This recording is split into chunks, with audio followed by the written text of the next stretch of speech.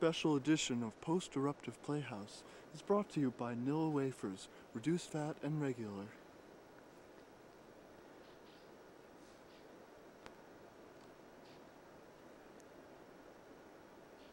Stop at the bridge.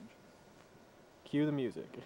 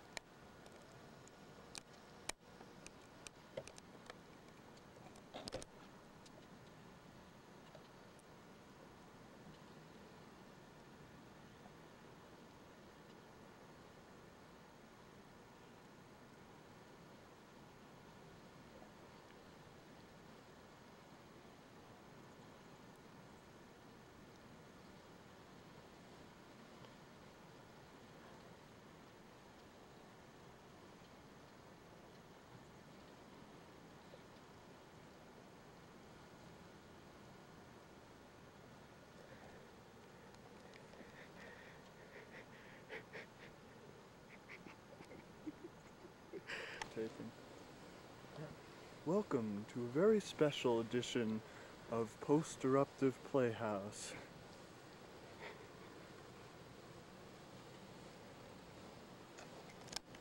We are here now experiencing a post-eruptive giant geyser.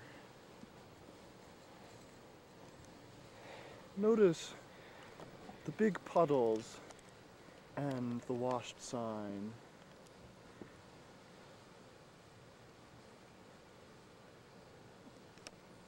Yes, it's times like these when I really wish the Joneses were here.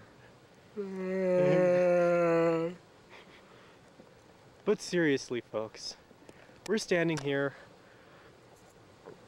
about 2 hours after the largest massive function eruption of the year. Probably the largest massive function eruption since 1952.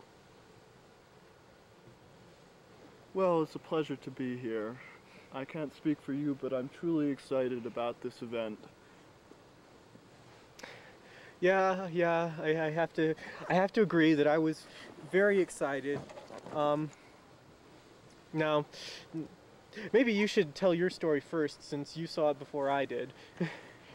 Yes, well, this morning I got up bright and early at about 6:20 and went over to the lodge bathroom to brush my face, and when I came out, my father was standing in front of the lodge saying something about wondering if I was able to identify steam clouds.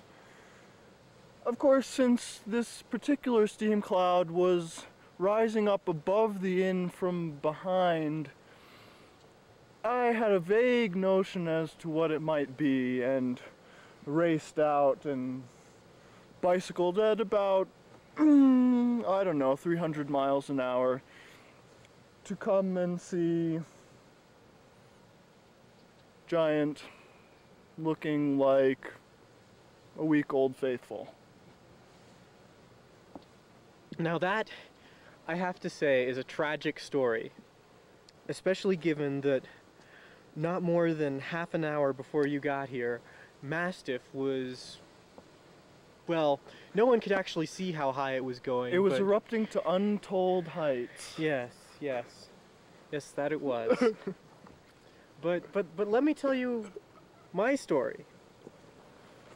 See, we had this arrangement that we were going to haul asphalt from the Grand area this morning, starting at 7. So, being a good volunteer, I faithfully got up at 6:45, that being about 11 minutes after the start of Giant, and went to the restroom and cleaned up, got my work gloves out, and leisurely made my way around the lodge at about 7:01, and looked over.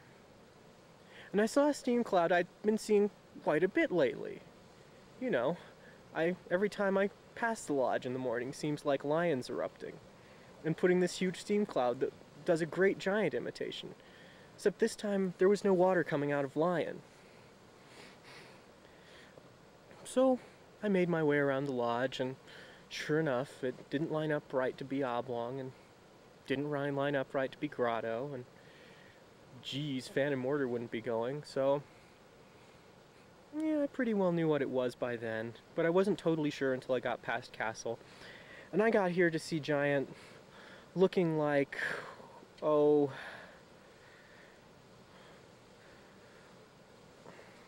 I can't even characterize it. It's like the end of an Old Faithful eruption. Yes, or a large sawmill coming out of a cone. Yeah, something like that. So anyway, it was very painful, and I'm not feeling very happy about any of that now. But we have more things to show you. This is only one of the many events that has taken place in the last few hours.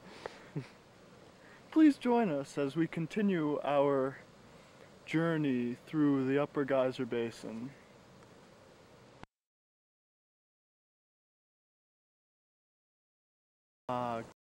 Puddles of water shining in the morning glow. We're here at Fan and Mortar, another exciting post-eruptive playhouse. Yes, after 8 days of complete dormancy, involving dormant cycles of 20 to 40 minutes of length, Fan and Mortar has rejuvenated while everyone's back was turned overnight. Now, I have to say, this one doesn't bother me too much, because I had thoroughly given up on it after one day of 20 to 40 minute cycles and, 3 lower mortar minors, but now that it's reactivated, there's at least hope that it'll come back on some other mode. Yes, we can hope, of course, a very distant hope that it could come back with reasonable, usual 3 or 5 day intervals. But of course, that seems like a lot to expect.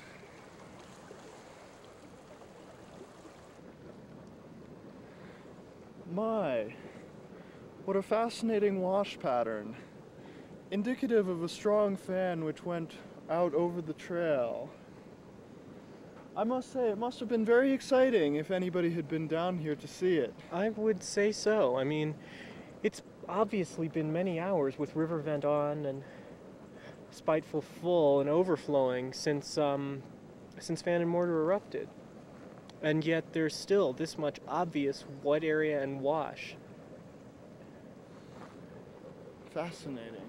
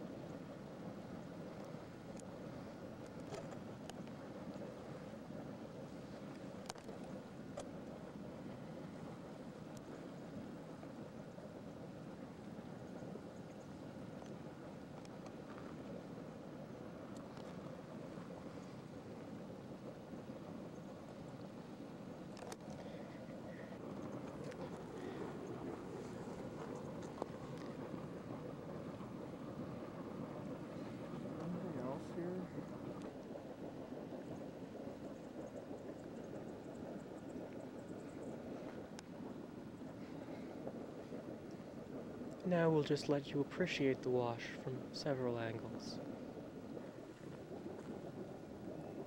There truly was heavy water flowing down here earlier this evening.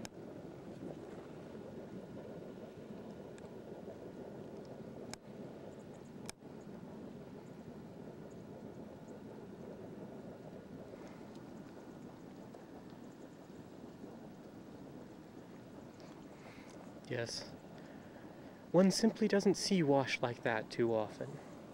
No, it must have been an exceptionally strong eruption of the fan in order to create patterns like this. It certainly is a shame that we weren't there to see it.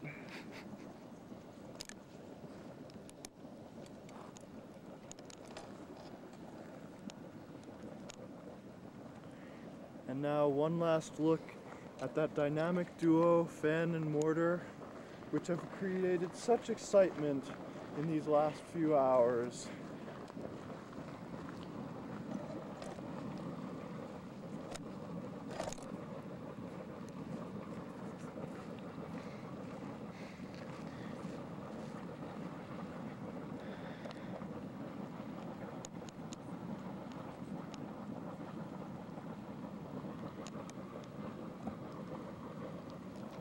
Ah, stunning, isn't it? Yes. All right. Time to move on to our next stop. Splendid. En route, we note a charmingly post-eruptive grotto. It too erupted on this fine night, but certainly will not be seen again for many hours. A fantastic display of post-eruptive prowess.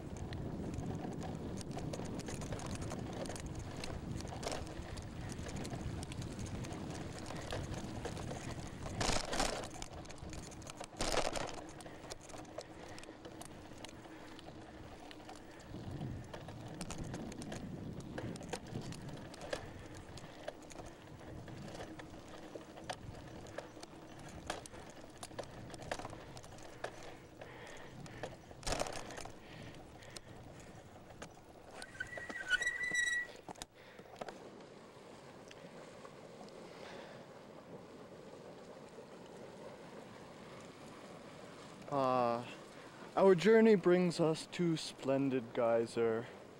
This evening, the series, which had been going for a few days, ended. There was a long span of time with eruptions of neither geyser, but now the water levels have come back up to normal, and it will be Daisy all the way. We note the rising water levels in Brilliant Pool, which has ceased boiling, indicating the end of a series. The water level is a little bit down because we have just missed an eruption of Daisy Geyser, yet another stunning post-eruptive playhouse.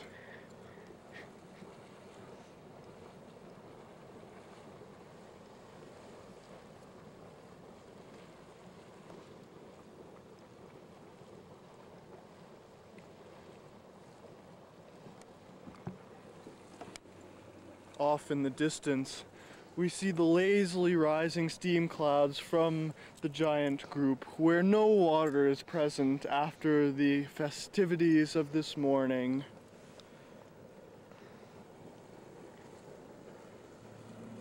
Ah, it warms the heart. There's a special glow of the morning sunlight off of non-eruptive steam columns.